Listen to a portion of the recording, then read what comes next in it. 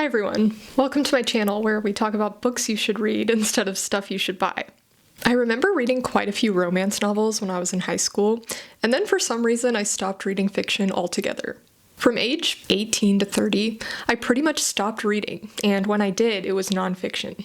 My 2025 New Year's resolution was to read a book a week, and I knew that in order to meet this goal, I needed some fun and easy books in the mix. For me, that meant contemporary romance.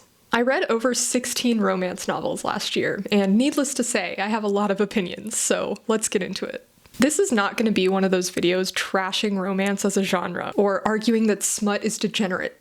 I clearly love the romance genre, given how much romance I read, and I appreciate a good sex scene. People who claim that romance is just porn for women clearly don't understand the difference between romance and erotica. Romance is about the banter and the drama and the yearning. A lot of romance novels are closed door, meaning they don't have any explicit sex scenes, and the ones that do have a lot more depth and character development than erotica. Like, the spicy scenes make up a tiny fraction of the overall text, and the purpose of reading these books is typically not to get off. If that was the goal, you wouldn't pick up a 350-page book that involves 6 hours of plot before things get spicy. Personally, I don't read erotica, but to be clear, I have nothing against it. Erotica is arguably a much more ethical way to consume porn. But while I don't think it's fair to classify romance novels as porn, there is a kernel of truth in what critics of the romance genre are saying. Like porn, sometimes romance novels can create unrealistic expectations. If consumed in excess and uncritically, they have the potential to rot your brain a little and negatively impact your view of your life or your partner. I mean, there are literally people out there breaking up with their boyfriends because they aren't Conrad Fisher. Which is sad because Conrad Fisher is a fictional character written by a woman. Good luck finding a man who looks like this, is studying to become a doctor, and is so selflessly devoted to you that he cannot move on even after 4 years apart. You won't, because men like this do not exist. Sure, hot doctors exist, but you are not so special that they are going to be completely blinded to all of the other eligible bachelorettes in their vicinity. What makes characters like Conrad so compelling is the fact that they cannot move on. They will yearn for you until they die. That's the fantasy, to be that desirable. It's escapist and fun to imagine being that special, but in the real world, you're not the main character. There are other beautiful and desirable women out there. And someone who only has eyes for you is kind of pathetic if you think about it. Like, they need to develop a sense of self and get therapy if they literally cannot fathom finding anyone else. Of course, a lot of romance readers understand that romance novels are to some degree a fantasy, even when the story takes place in the real world, rather than a fantastical one with dragons and magic.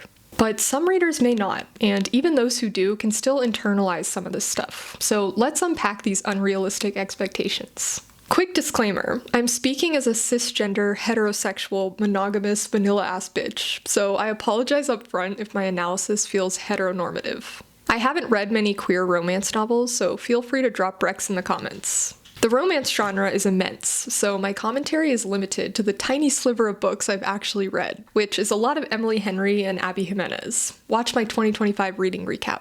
I'm not really inclined to read books that are known for romanticizing toxic behavior and abusive power dynamics like 50 Shades of Grey or whatever. If the male main character is a billionaire, I'm not interested. But even the relatively tame and unproblematic romance books still have some toxic messaging. For example, the idea that if you don't have a high libido, it's because you haven't found the right man to unlock the feral sex goddess inside you. If you don't want to rip off your partner's clothes all the time, they must not be the one. I mean, maybe, but most likely, you don't have that high of a sex drive, and that's fine. Or if you don't want to French a guy after eating at some greasy diner, the spark must not be there. Or perhaps you find that disgusting no matter how attractive the person is, and that is also fine. It was very, very distracting knowing that they had just eaten tuna melts someone mentioned this in the and chat. were like heavy breathing on each other, then spitting in their hands for a double-barreled J.O. What I will say is that Horrible. at least they both had tuna melts. Yeah. Because if you show up to that interaction and just Ilya's had a tuna melt, then that becomes really problematic. Yeah, but I don't know if two wrongs makes a right in that situation. But it is. You're not getting introduced to a new somebody taste. is not being. I'm glad they're at least on equal ground. Yes. I'm glad I'm not the only one who was distracted by this. Can I just say, the amount of tongue in these books is a lot. It's totally fine if you're into that, but it's also totally fine if you're not. When certain sexual preferences are highlighted so frequently in the media you consume, you can develop a sense of shame or doubt if your preferences don't align. You can internalize things that you intellectually understand are not true, so it helps to remind yourself that your sexuality and sexual preferences are valid, even if you deviate from the norm, whatever that even means. I highly recommend the book Come As You Are by Emily Nagoski if you struggle with any sort of sexual shame. I especially recommend this book if you read a lot of romance novels because the way sex is depicted is often highly unrealistic. Despite the fact that only 11% of women can orgasm the first time having sex with a new partner, the women in these books are having multiple orgasms right out the gate, and the men have a refractory period of like 60 seconds. They also know exactly what to do without any awkward trial and error, and both come at the same time because they have such perfect sexual chemistry. As if good bed chem means you can read each other's minds and there's no need to verbally communicate. The implication here is that if you don't know exactly what to do right away, and you don't climax simultaneously, you don't have that magical sexual chemistry that you're meant to have with the right person, which is bullshit. In nearly every romance novel, there's this talk about the spark, described as electricity or fireworks. And I'm not gonna lie, I really don't know what the fuck they're talking about. Obviously, many people do, otherwise it wouldn't be so ubiquitous. But these metaphors do not resonate with me. Maybe it's neurodivergence, like maybe I'm just interpreting things too literally, but never in my life have I felt a jolt of electricity when someone touched me. And I'm married. I actually got worried for a sec reading these books, like maybe I just haven't found the right person, and maybe I'm depriving my husband of finding someone who feels fireworks when they're with him. And then the subject of the spark came up in conversation, and he was like, I don't know what that means. And I was like, oh my god, I love you so much for saying that. A weight was lifted. It was actually kind of hilarious because I feel like most people would be upset if they heard their partner say they didn't feel sparks. But I was like, wow, I feel so connected to you right now. The irony. These books often portray very exaggerated levels of sexual chemistry and desire that can leave you feeling confused or unsatisfied. It could be the case that you are genuinely unsatisfied in your relationship, but it could also be the case that you have a normal, healthy relationship that only feels lacking in comparison to these edited, exaggerated, and emotionally intense love stories. The fact that these stories are unrealistic is not inherently problematic. Some responsibility falls on the reader to understand that a fictional love story will naturally be more dramatic and intense than real life. Nobody wants to read a hyper-realistic love story of two people who meet on a dating app and then years later find themselves in couples therapy for the extremely common experience of having unmatched libidos. There is a formula to writing a romance story that is actually interesting. To create high levels of desire, you have to have yearning, and to create the context for yearning, you have to find a way to keep the main characters from being together through some sort of miscommunication or drama. It's likely that you and your partner met on a dating app and skipped the pining phase altogether. You met with the knowledge that you both found each other attractive and the intention to date and see where things go. These circumstances do not exactly create an exciting will they won't they dynamic. But as exciting as this formula is to read or watch, you probably don't want this much drama in real life. Going back to The Summer I Turned Pretty as an example, sure, you may want to be as desirable as Belly is to a guy like Conrad, but do you actually want to be tangled up in a love triangle between two brothers? That sounds stressful as hell. No thank you. These highly charged sexual experiences we see in the media are not inconceivable. Like, it's not that they never happen, but I'd say they're pretty uncommon. Like, have you ever gone to some fancy event, made out in the cab on the way home, again in the hallway or stairwell, then started ripping each other's clothes off before making it to the bed? I mean, maybe you have, but I feel like this only happens in romance stories. I've seen reels where women are jokingly instructing their boyfriends or husbands on what to do in bed by showing them the sex scene from the Summer I Turned Pretty finale. And I get that it's a joke, but like, it's not the specific maneuvers he's doing that make it so hot. It's the context that it's happening in. Like he spent 5 years pining for her, and now she's finally in a place to reciprocate. You can't exactly recreate that context in your relationship. I mean, I guess you can if you're into roleplay, but that's beside the point. Another gripe I have is with authors mentioning dick size. I get that it's super normalized in society, okay? Sabrina Carpenter does this in like half of her songs, and I say this as a fan who loves those songs. But like, can we not? I'm not a prude, okay? I just think that casually talking about dick size is harmful to society. Like, hear me out. Obviously, there is no correlation between a guy's dick size and his character. There are great guys with small dicks and great guys with big dicks. And there are shitty guys with small dicks and shitty guys with big dicks. So by reinforcing the idea that women want big dicks, we're making the good guys with small dicks feel shitty, which is not great. We're giving the shitty guys with big dicks a superiority complex, gross. And possibly worst of all, we're giving the shitty guys with small dicks an inferiority complex, which manifests in terrible ways. I'm not blaming Sabrina Carpenter or romance authors for incels committing terrorist attacks, but like, it doesn't help. You know what I mean? The same thing can be said about height. Tall men are definitely overrepresented in the romance genre. Specifically, over 6 feet tall, buff men paired with teeny tiny women.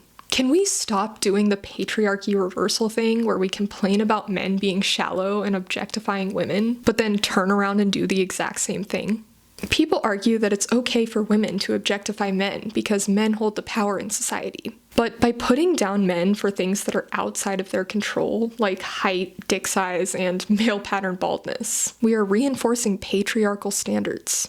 I'm not saying women need to be martyrs and date men they're not attracted to, but we don't need every male main character to check every single box when it comes to society's standards of physical attractiveness, just as we don't need female main characters to be perfect 10s. It's not just the depictions of sex and physical appearance that set unrealistic expectations. It's also these men doing the absolute most, like truly going above and beyond with the acts of service. This is unsustainable because if it's not reciprocated, it creates resentment. Princess treatment is just patriarchy reversal again. Men don't exist to serve women, just as women don't exist to serve men. A lot of these male characters are too perfect. Like, they have flaws, but very acceptable ones. They look good, they smell good, and of course they cook and clean. It's actually hilarious to me how clean and tidy these male main characters are. Like, of course it's every straight woman's fantasy to find a man who cleans the toilet and makes his bed.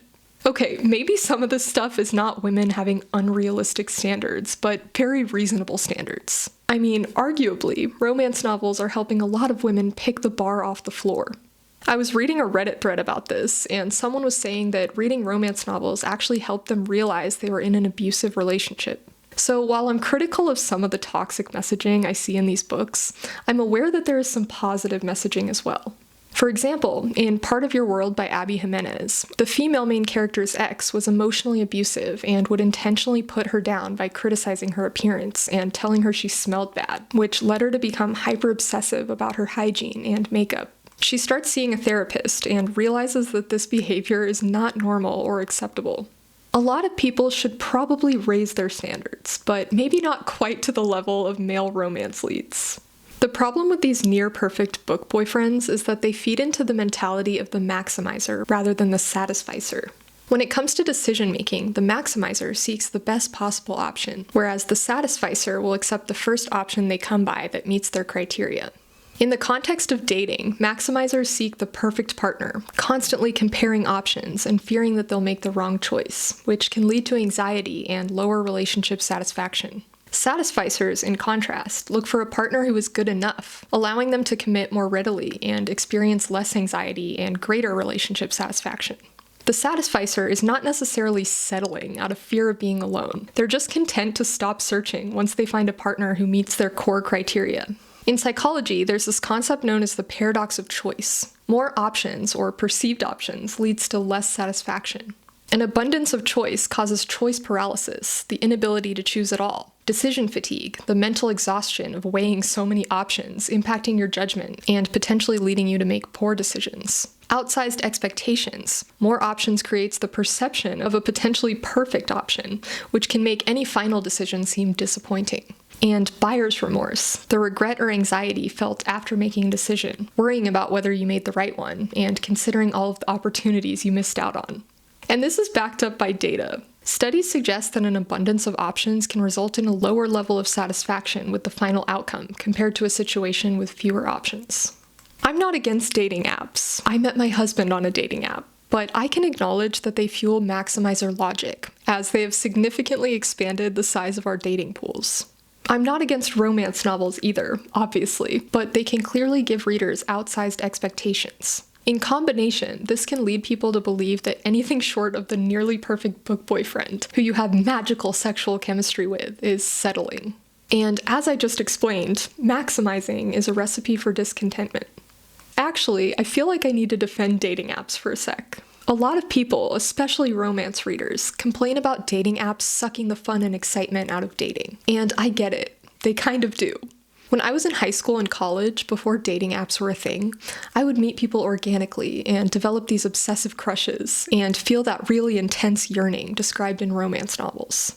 A few of those crushes turned into relationships, and while we had this really cute story of how we met, the relationship itself didn't live up to the fantasy I had constructed in my head before we got together.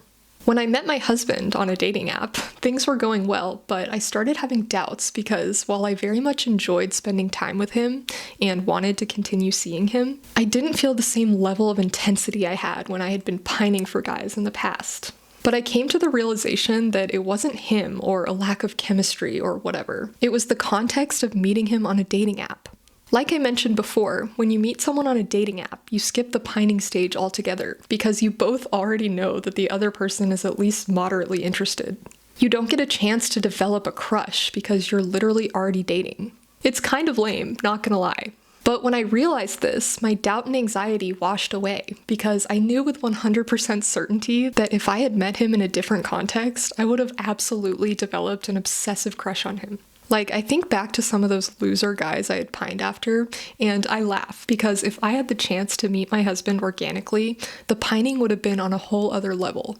So while it may be a little sad that we skipped the fun pining phase and we don't have a cute story to tell people about how we met, now that we've been married for 6 years, it doesn't make a difference. The pining phase is fleeting, and compatibility is much more important for a long-term relationship than how cute your story is. And that brings me to my defense of dating apps, particularly OkCupid, where you fill out this questionnaire and it rates you in terms of compatibility. My husband and I were a 99% match. The likelihood of meeting someone in real life that you are 99% compatible with is very low, just saying. So while I completely understand the desire to live out the plot of a romance novel, you unfortunately live in the real world, and you're limiting yourself by refusing to go on dating apps. Lastly, this is just an observation, there's no deeper point to be made, but what is with main characters in romance novels always having a dead or deadbeat parent? It's like in order to have character development, we need our main character to have a toxic relationship with one or both of their parents, or be grieving the loss of one or both of their parents. I read 16 romance novels last year, and 2 so far this year. Let's just run through real quick. Pride and Prejudice, dead mom, dead dad. Life's Too Short, dead mom, deadbeat dad. Part of Your World, dead parents, raised by grandparents who are now dead. Yours Truly, deadbeat dad. Just for the Summer, deadbeat mom, deadbeat dad. Say You'll Remember Me, dying mother. Beach Read, dead dad. Book Lovers, dead mom. Funny Story, deadbeat dad and a narcissistic abusive mom. Great Big Beautiful Life, dead dad. All Roads Lead Here, dead mom. Better Than the Movies, dead mom. Check and Mate, dead dad. 7 Days in June, deadbeat mom, dead dad. Happiness for Beginners, deadbeat dad, dead mom. The Summer I Turned Pretty, dead mom. And Heated Rivalry, dead mom, dead dad. That is a lot of dead parents. It makes me wonder, is it possible to write a compelling romance novel with 4 loving and alive parents? Has it been done? Let me know. Thank you so much for watching. Let me know your opinions down below, and stay tuned for my next video where I dive into what makes romance novels so cringe. Alright, peace out. I guess I just got lucky. We met in elementary school. In 7th grade, we had the same class schedule, and we just clicked, you know? I think technically the girl of my dreams would probably have like a really bodacious rack, you know, maybe different hair. Probably, you know, she'd probably be a little more into sports. But truthfully, Robin's better than the girl of my dreams. She's real.